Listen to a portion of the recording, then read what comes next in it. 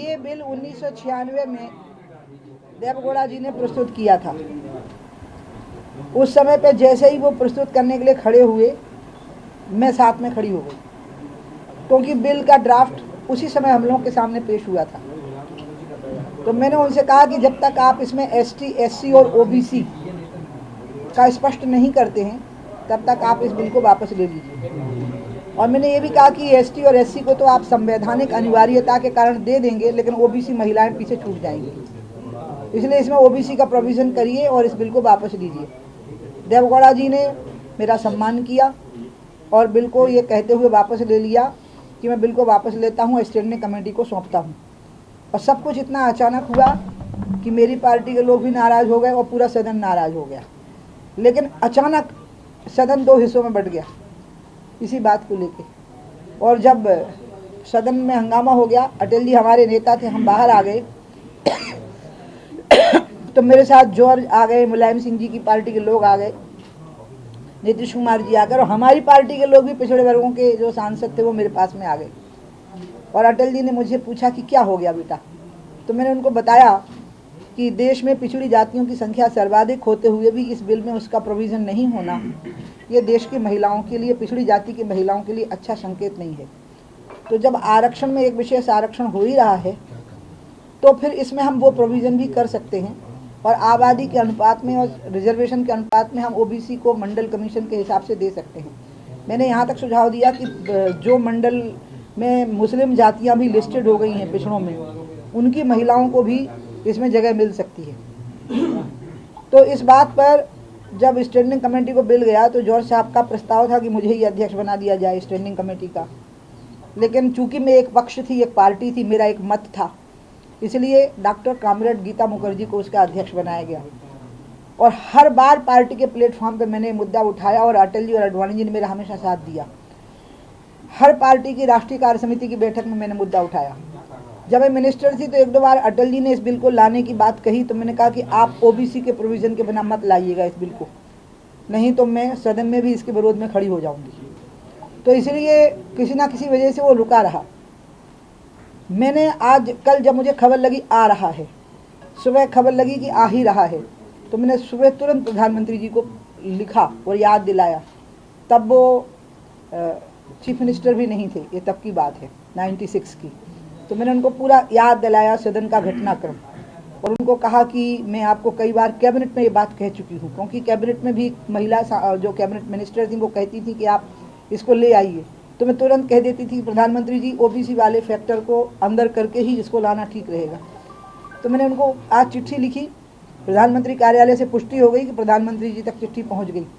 तो मुझे यकीन रहा कि ओबीसी का प्रोविज़न उसमें है, लेकिन मैंने प्रधानमंत्री कार्यालय को ये भी बताया था कि अगर इसमें ओबीसी का प्रोविज़न नहीं होगा तो मैं इसको सार्वजनिक तौर पर इस बात को कहूँगी। इसलिए मैं इंतज़ार कर रही थी कि शायद कुछ प्रोविज़न की बात इसमें हो। अब नहीं है तो मैं इस बात को कह रही हूँ, और मैं ये बात इसलिए कह रही हूँ क्योंकि पंचायती राज व्यवस्था में और स्थानीय निकायों के जो चुनाव होते हैं उसमें ओबीसी महिलाओं के लिए विशेष प्रोविज़न है। तो जब ये एक विशेष आरक्षण हो रहा है, एक विशेष व्यवस्था हो रही है महिलाओं के लिए, तो उसमें ये प्रोविज़न हो सकता है। अब इसमें ओबीसी महिलाएं पीछे छूट जाएंगी, उनका हक छीनना ठीक नहीं। आज मल्लिकार्जुन खड़गे ने इसके पक्ष में बोला, लेकिन इसी कांग्रेस पार्टी ने उस समय पर मेरे को बहुत डांट पिलाई थी, और बीजेपी, कांग्रेस और वामपंथी सब एक थे कि बिल को पास करो और निर्विरोध पास करो। और मुझे इसके लिए अपराधी माना गया 15 साल तक कि मेरी वजह से वो बिल निर्विरोध पारित नहीं हो पाया। तब कांग्रेस भी इसमें शामिल थी कि कोई ओबीसी आरक्षण की ज़रूरत नहीं है। आज पता नहीं क्यों कांग्रेस ने अपनी रंगत बदल ली और अपना कलर बदल लिया, लेकिन मैं आज भी इस मत की हूँ कि अगर इसमें ओबीसी महिलाओं का आरक्षण का प्रोविज़न नहीं होता तो ये बिल अधूरा रहेगा। पिछड़ों के हक की बात करना हमारा अधिकार नहीं रहेगा, और पिछड़े लोगों का जो हम पर भरोसा है वो टूट जाएगा। प्रधानमंत्री स्वयं पिछड़े वर्गों से आते हैं, इससे महिलाओं को कैसे संतुष्टि होगी। और जाति का संवेदनाओं से संबंध नहीं होता। अगर जाति का संवेदनाओं से संबंध होता तो महात्मा गांधी जी ने ही सबसे ज़्यादा दलितों के हितों की बात कही थी।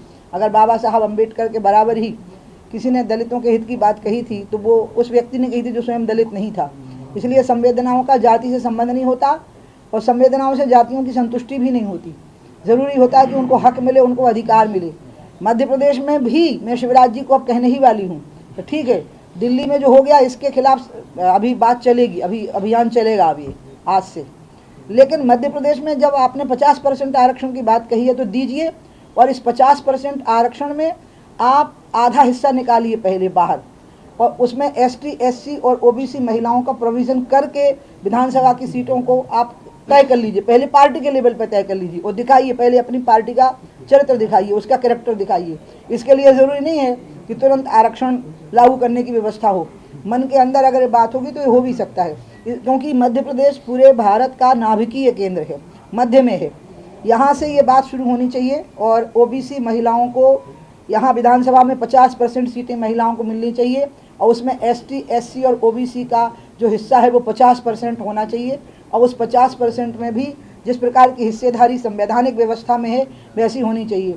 और इसमें जो मुस्लिम तबके की वो महिलाएं जो मंडल कमीशन में चिन्हित हो गए हैं, मुस्लिम तबके पिछड़े वर्ग के तौर पर, जैसे सब्जी बेचने वाले हैं और अन्य जो मुस्लिम समाज के जो अति गरीब परिवारों के लोग हैं वो उसमें चिन्हित हो गए हैं, तो उनके परिवारों की महिलाओं को भी उसमें स्थान दिया जा सकता है।